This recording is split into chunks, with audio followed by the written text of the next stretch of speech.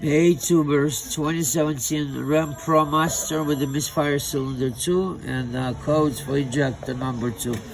So here's what we're gonna do. We're gonna turn on the Este relay or the shutdown relay, and we're gonna watch for the power coming into the injector, coming out of the injector.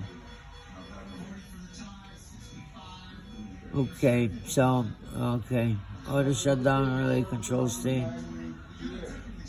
Okay, we're gonna go toggle.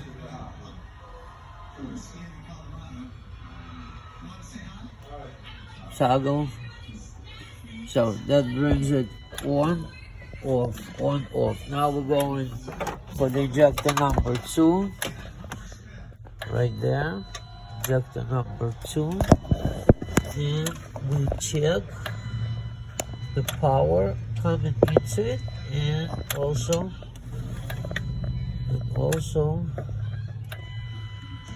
first power. Okay,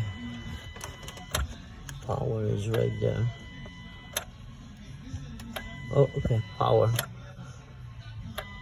Good. Power is good. Now the other side, control side, nothing. All right, double check, switch to positive.